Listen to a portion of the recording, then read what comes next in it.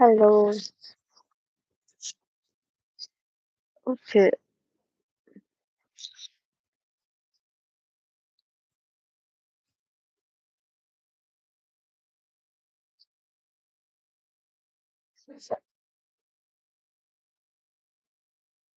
let me share my screen. Actually, I write the yes.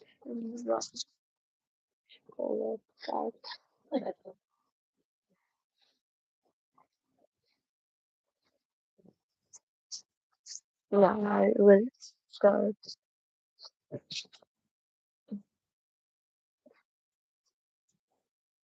Okay, with first, from the first. So let's start. Bhagavad Gita, chapter 8. Tarak Brahma Yoga, the Yoga of Supreme.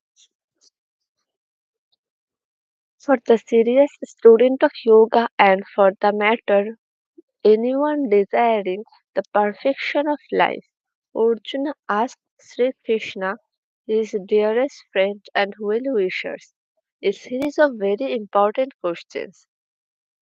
Vedanta Sutra, one of the most scholarly literatures, even write on the thesis of transcendence, begin with the statement Om Achyutaya Brahmano Jignasha. Now, in the human form of life, one should inquire in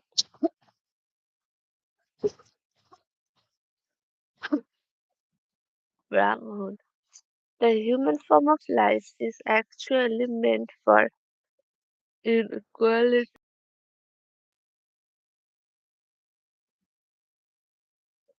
into such matter as Arjuna has put forward the Supreme Master of Yoga. Sri Krishna will now answer them most consciously. The purpose of the human form of life is also explained in Srimad Bhagavad as follows. Life's desire should never be aimed towards gratifying the senses.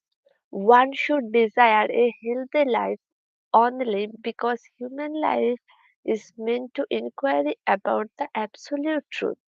Nothing else should be the goal of one's activity. Sri Krishna's answer to Arjuna are to the point, and if one accepts Krishna as the ultimate authority in yoga, as indeed he is, then one quickly attains the most valuable knowledge. To acquire perfect knowledge by speculation or by the process of trial and error simply wastes valuable time. In fact, so much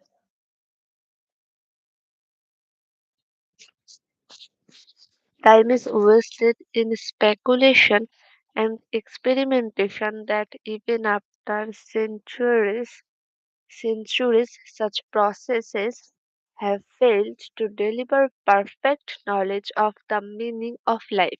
Everyone is dying, as for the most part dying without answer to life's most basic questions. However, since the immortal Sri Krishna has had the answer and they are presented here in Bhagavad Gita, Krishna says that all living beings are Brahman, part and parcel of the spiritual energy of the absolute truth, eternal, individual, imperishable, and immutable.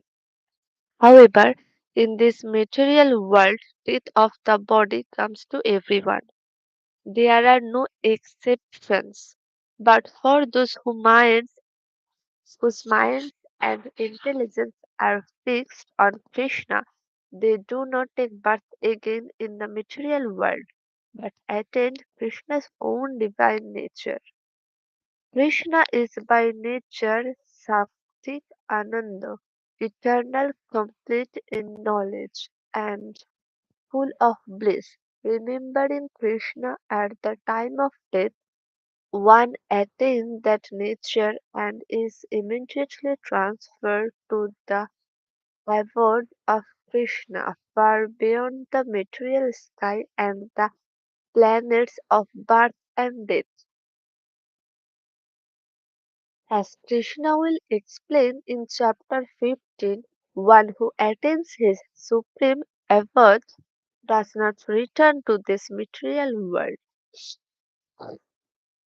When we speak of samsara, we are indeed talking about reincarnation. Although reincarnation is becoming a popular belief in many communities, it is for the most part misunderstood. To many, reincarnation means being born as a human being life after life. But this is not a fact. The human form of life is only rarely achieved. It is not something that comes in rapid succession. Above and below the human species, there are hundreds and thousands of other life forms. According to one's activities performed in this life and one's final consciousness and state of mind at the time of her death, one's next birth is determined. In the species below the human being, namely animal, aquatic, insect, and plant life, there is great ignorance and suffering. Above the human plane, there are higher planets full of suicidal beings and celestial pleasure. Yet higher and lower, all stations of life in the material world are temporary. This is no place of eternal damnation and no place of eternal happiness in the material universe. Nothing in this world is everlasting. Only the abode of Krishna is beyond the dualities of pleasure and suffering. Krishna says about Krishna says Krishna says above in verse 5, Anta kale kama kamam iva karana muktava kaleshvaram. One who remembers him at the time of death attains his transcendental nature. To remember Krishna at the end of the life is indeed perfection, and to forget him is the greatest abbreviation. The Vishnu,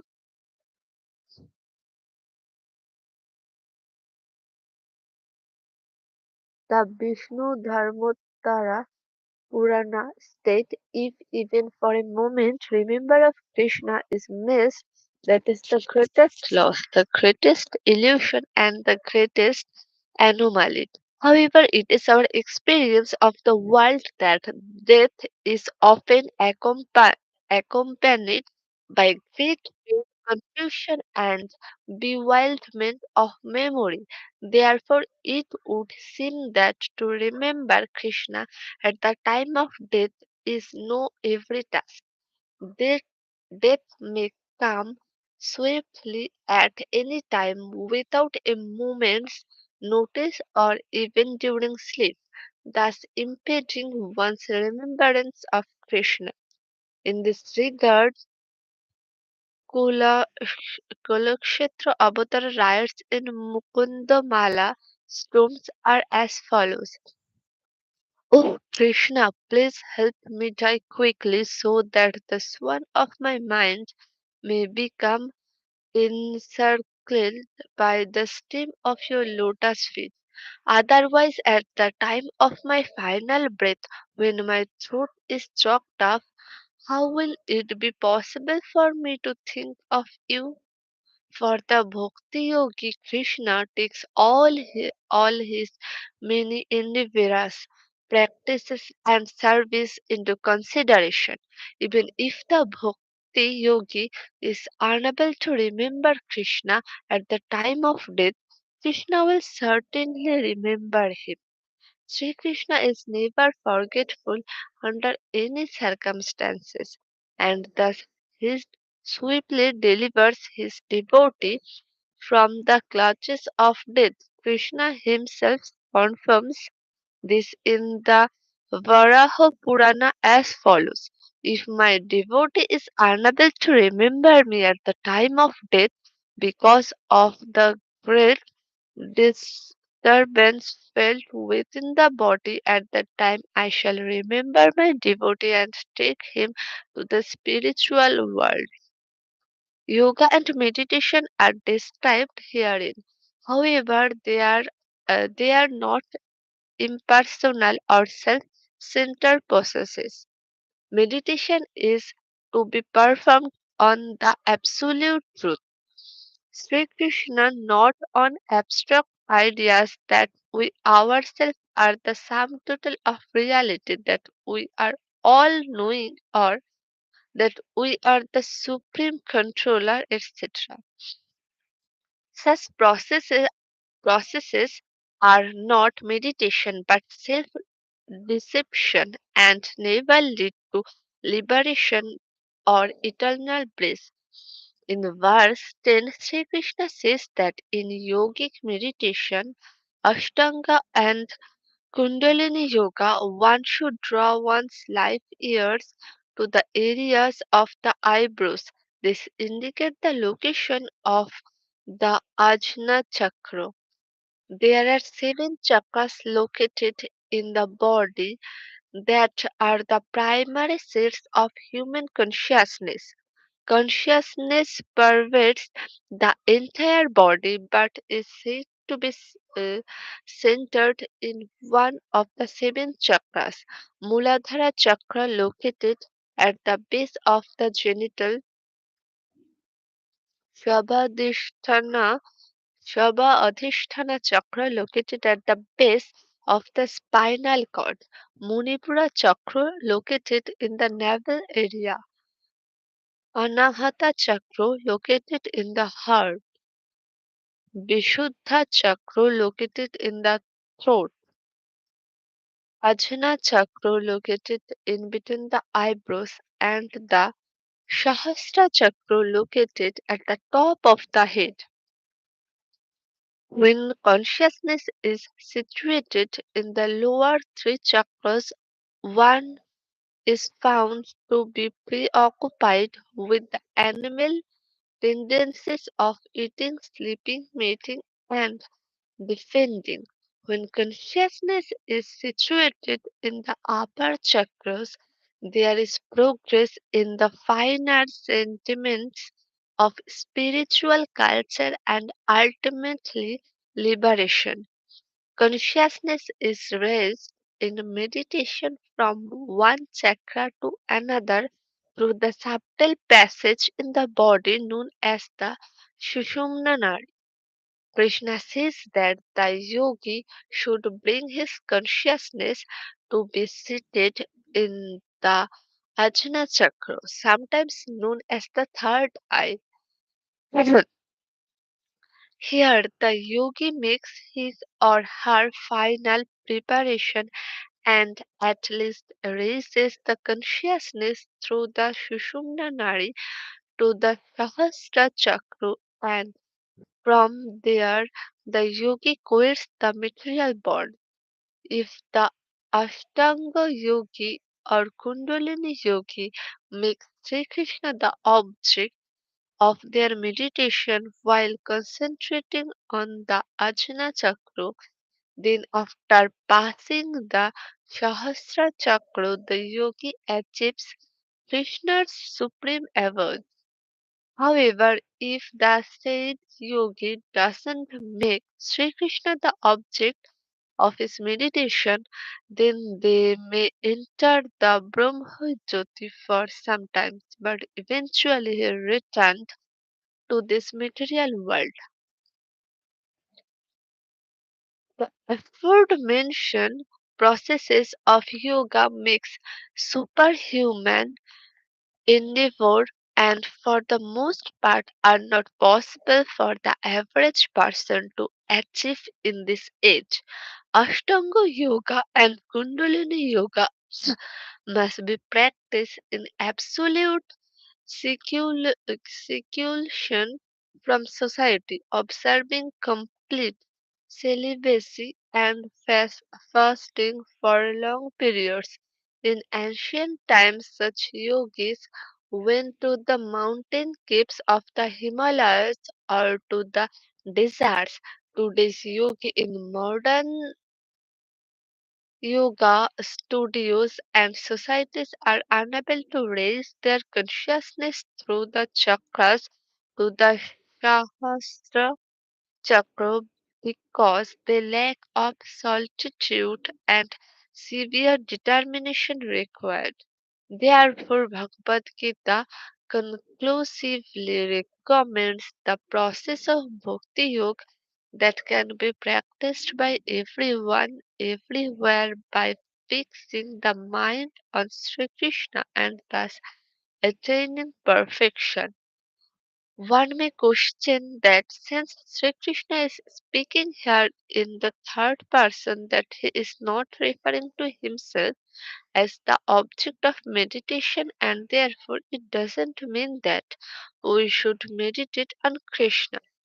However, according to Swami B.R. Sridhara Maharaja, a great Acharya of Bhakti Yoga, when Krishna speaks in the third person, he is referring to the object of meditation as his expansion as Paramatma super consciousness. As already explained in the second chapter, Sri Krishna manifests himself as the Paramatma present in the heart of all living beings. Therefore, meditation on the Paramatma means meditation on Krishna.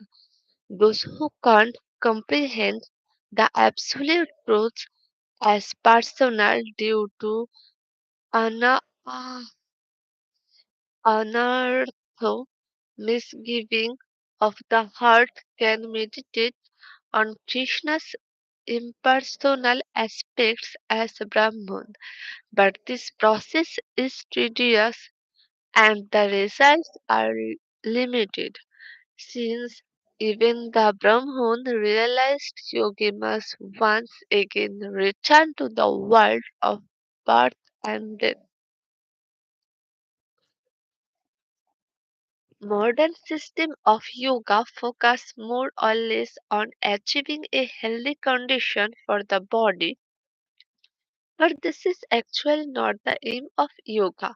The process of yoga is intended for one goal and for one goal alone, to transcend the world of birth and death. There is, of course, more than one system of yoga, but all schools of yoga aims at a same singular goal, liberation. As already explained in previous comment,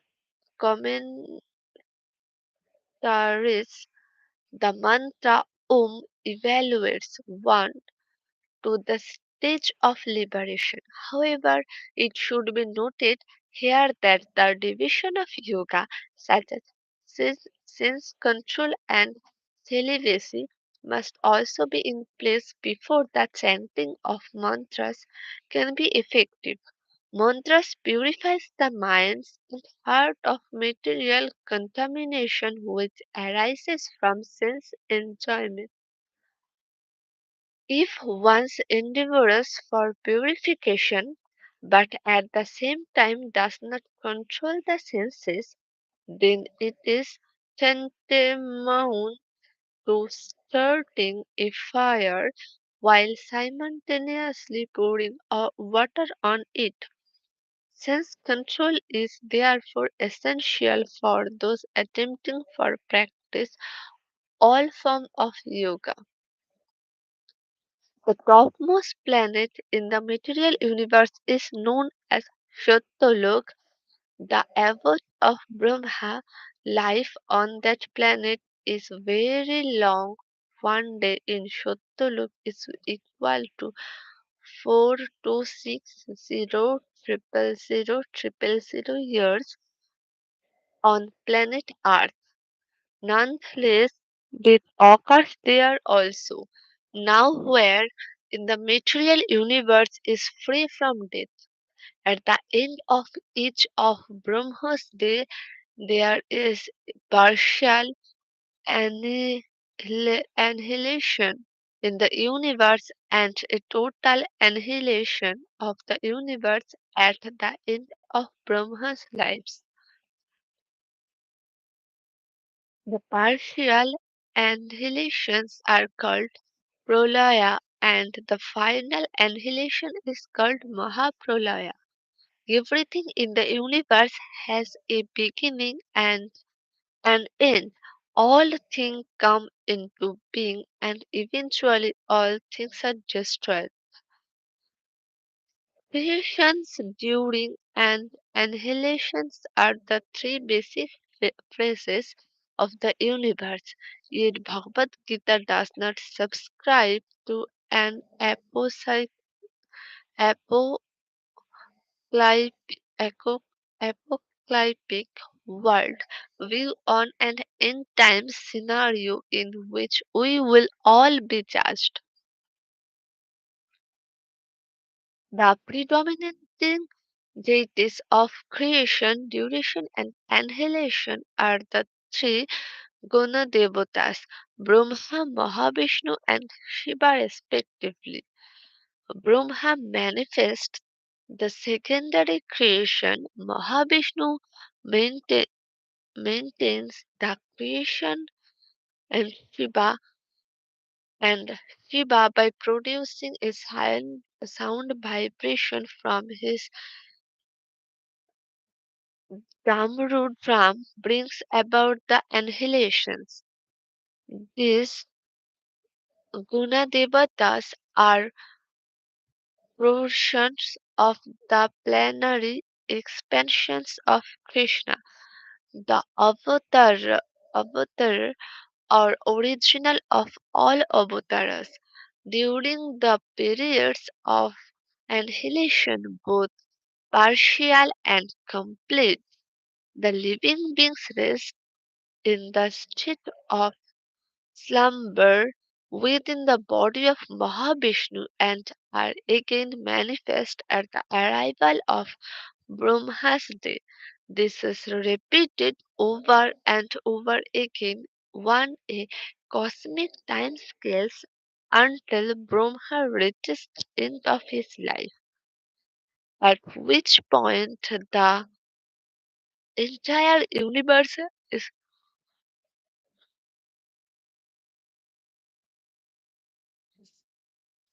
again wound up in the body of Mahavishnu.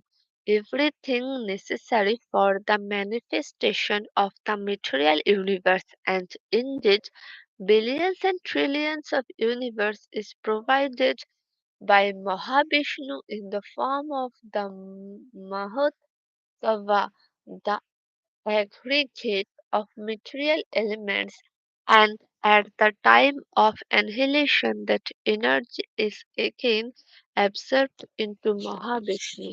Energy is neither created or destroyed as it exists always as Krishna's opera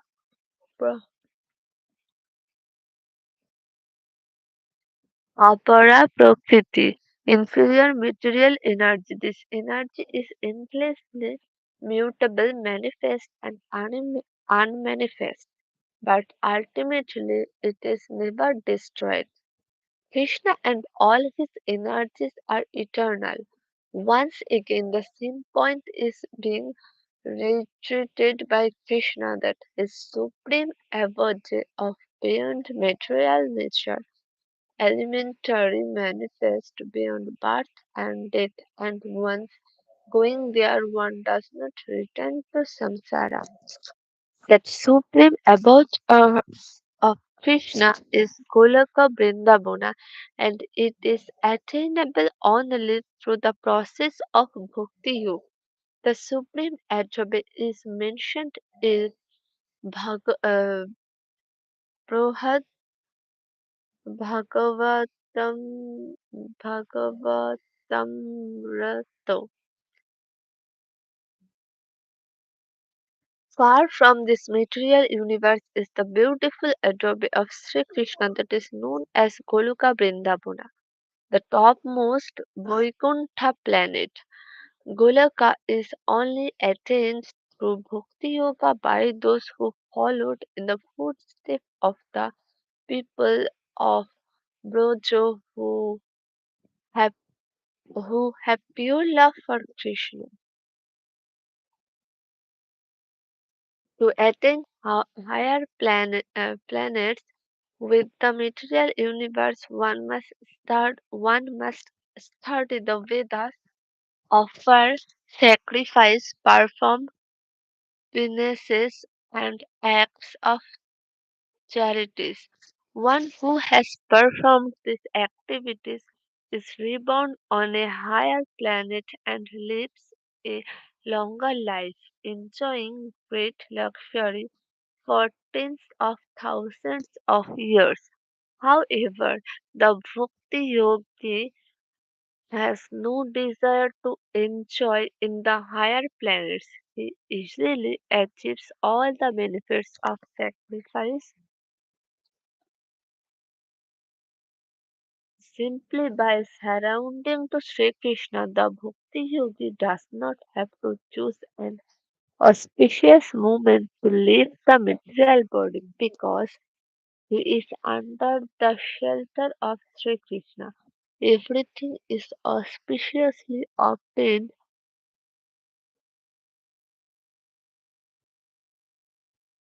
for those who have surrendered to abode.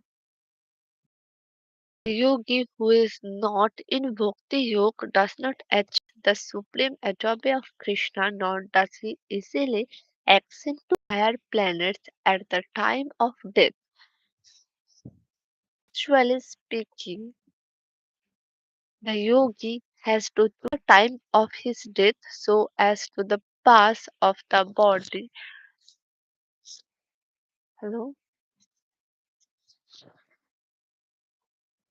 At the most op- opportune time. He must choose wisely, otherwise, he is born again on the earth. Needless to say, this is near impossibility, especially for ordinary people. Therefore, it is the yogi in Bhakti Yoga that is the most assured of success. Tashat. Thus, in the chapter 8 entitled Tarak Brahma Yoga, from the conversation between Sri Krishna and Arjuna in the Upanishad known as Srimad Bhagavad Gita, the Yoga Shastra of divine knowledge from the Bhishma Parva of Mahabharata, the literature revealed by Vyash in 100,000 views.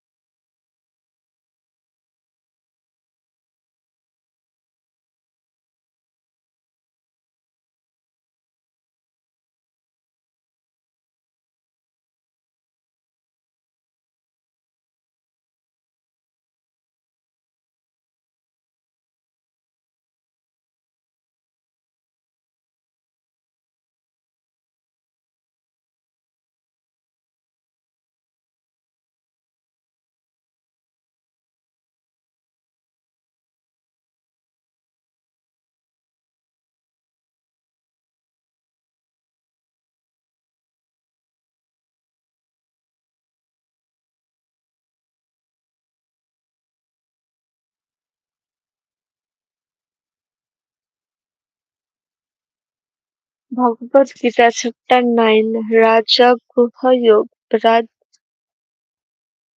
Raja Raj Yoga, the yoga of greatest secret.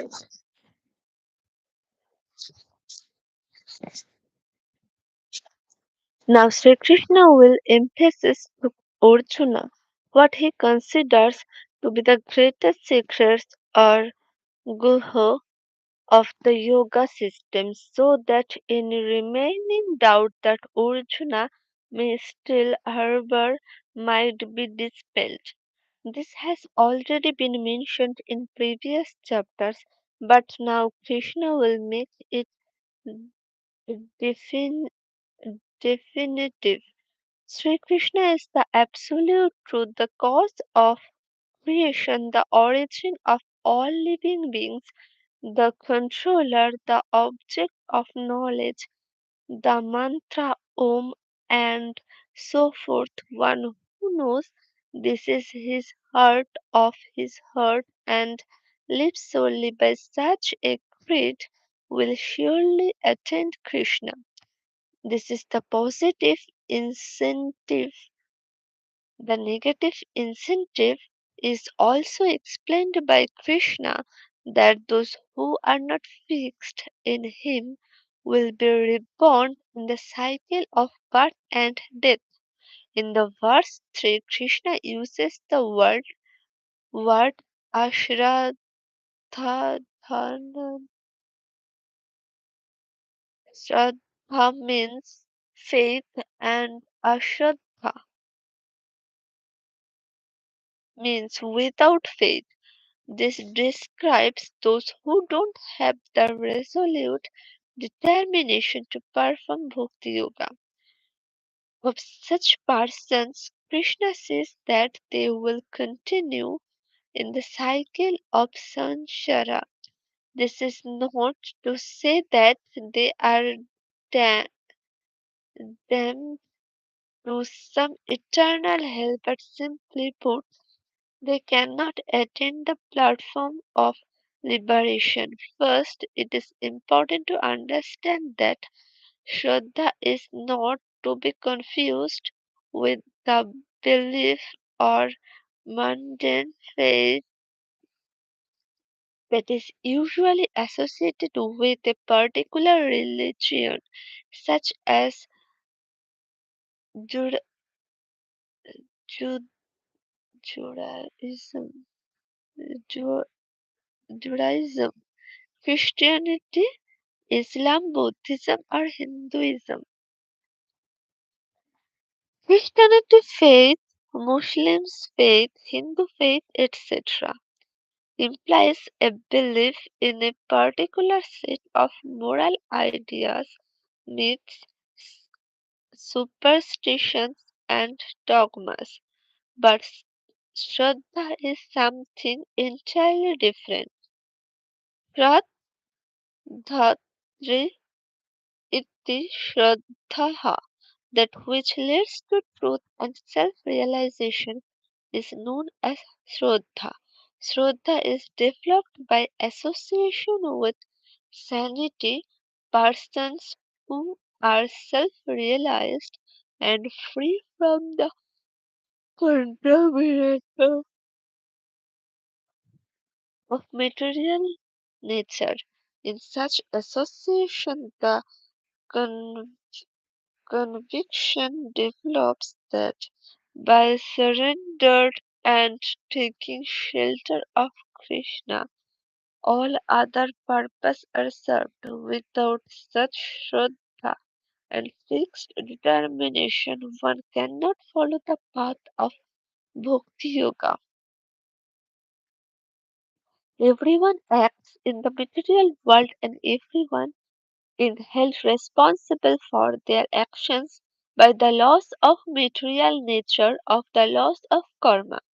Newton's third law of physics states that for every action there is an equal and opposite reaction.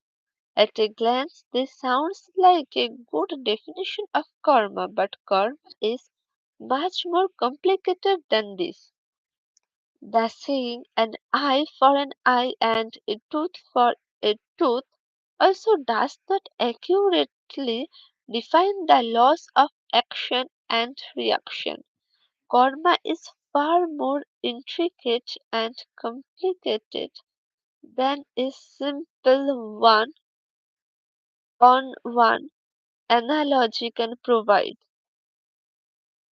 Suffice to say that when one performs an action, he is held responsible and thus liable for the reaction, whatever that may be.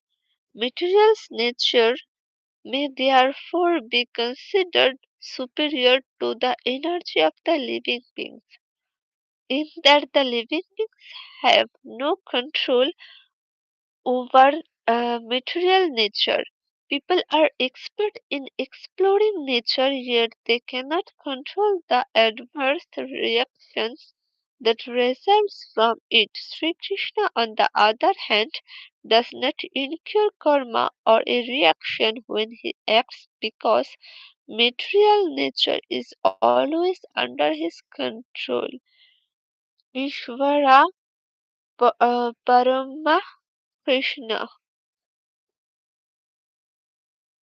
Those that derive the message of Bhagavad Gita are referred to as Mudha or having a foolish mentality.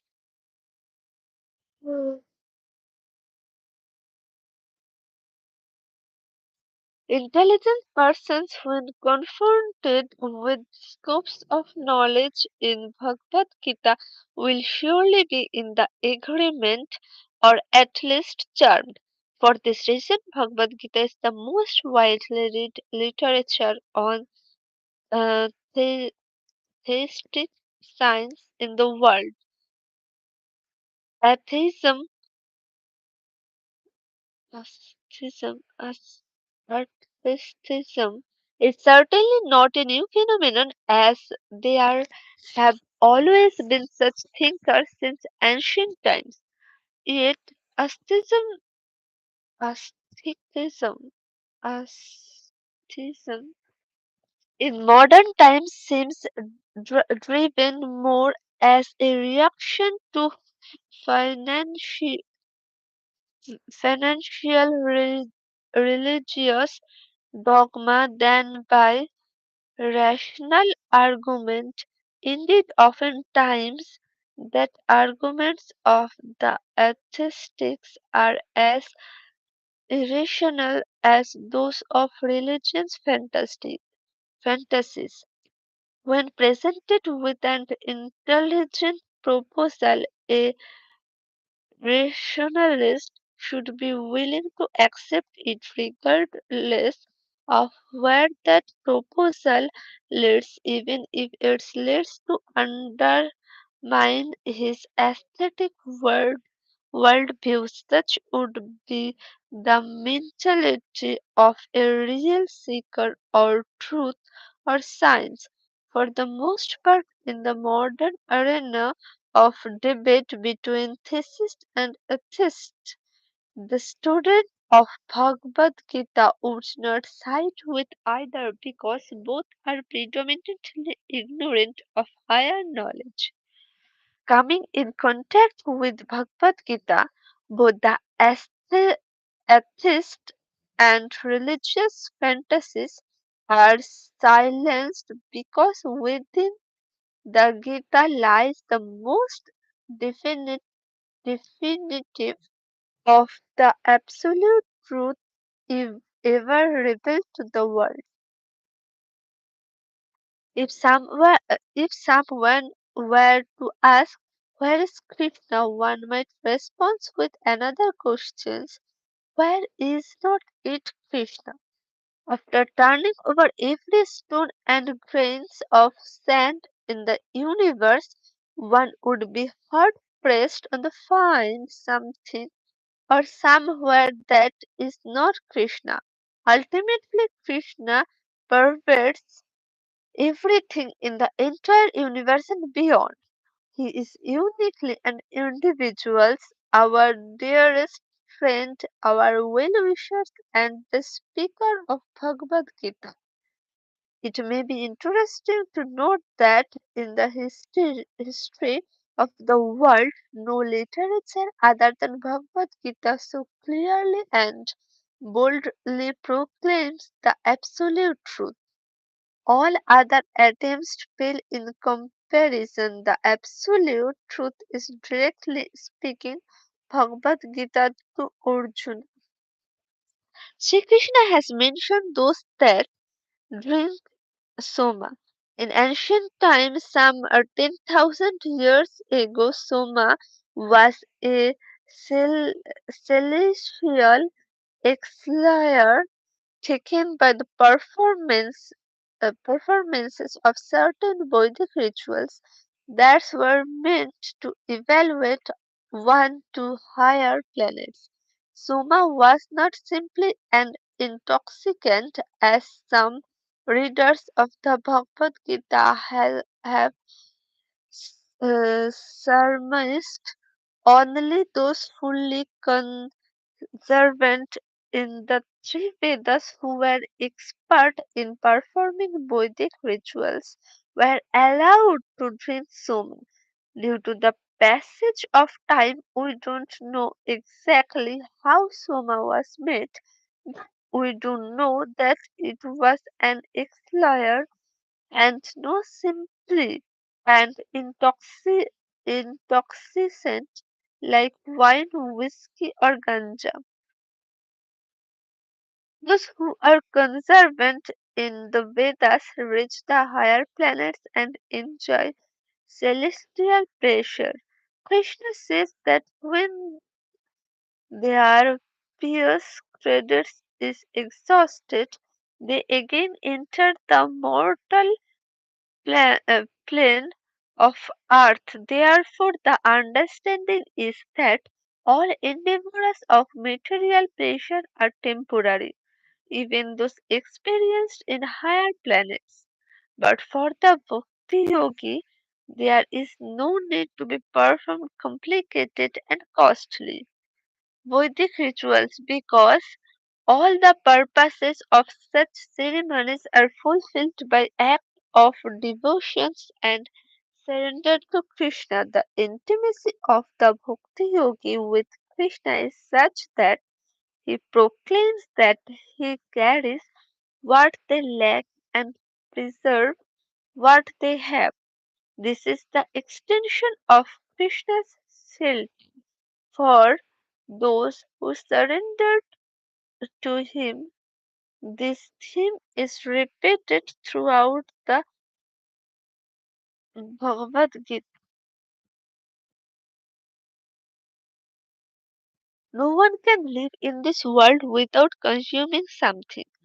There are some yogis in India that try to avoid entanglement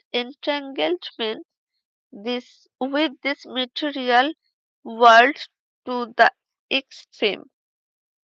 To this end, they gave up clothing, food, and even water. But because they do not recognize Krishna as the properties and enjoyer of all things, they eventually fall down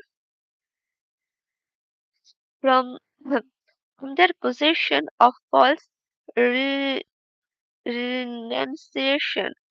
We say false renunciation because real renunciation means to renounce the idea of oneself being the pro- proprietor and enjoyed and recognize Krishna as the proprietor and the enjoying of everything.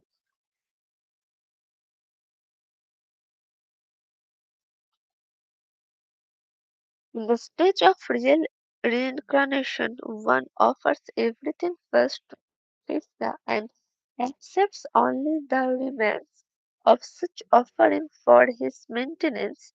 The process of offering food to Krishna by chanting appropriate mantras is to be learned from the Guru.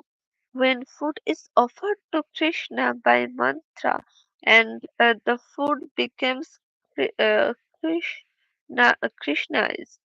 this is called prasadam or Krishna's mercy.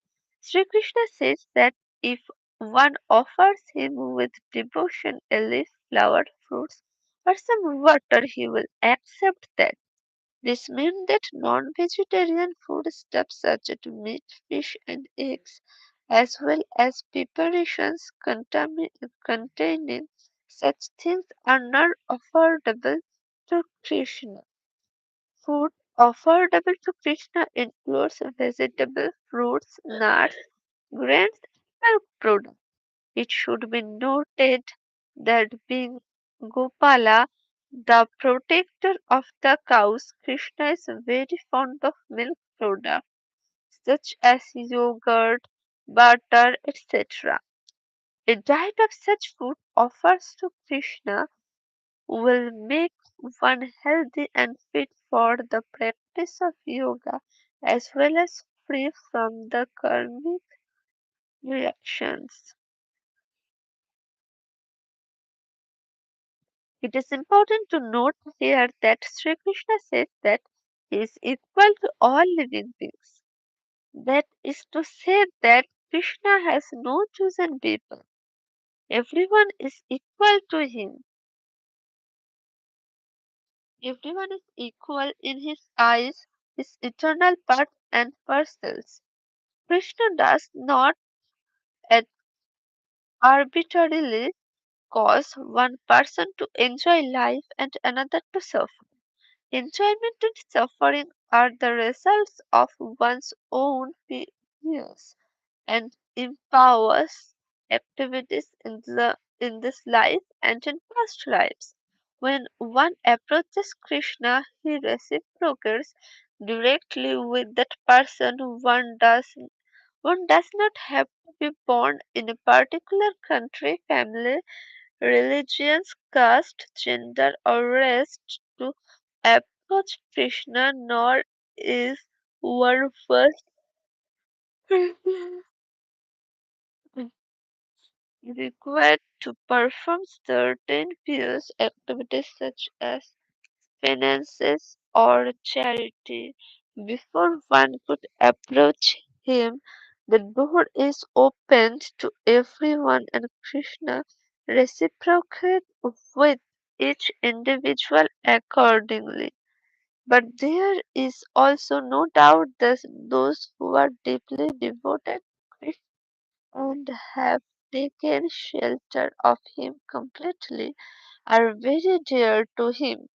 At the end of life, they will be surely Krishna in his supreme abode. Om Tashat. Thus ends the chapter 9 entitled Rajguha Yoga from the conversation between Sri Krishna and Arjuna in the Upanishads known as Srimad Bhagavad Gita. The Yoga Sutras of Divine Knowledge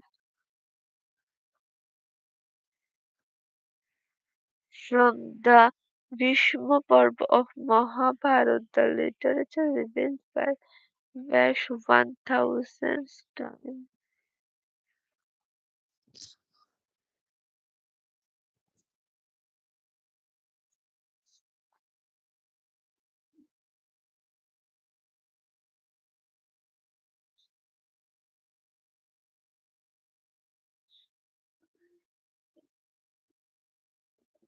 Sorry, guys.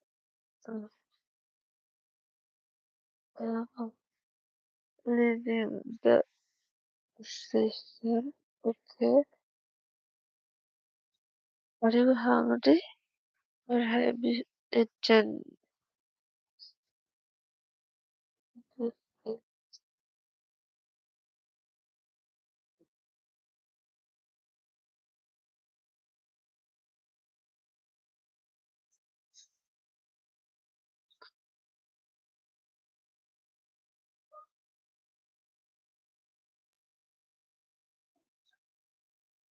Uh,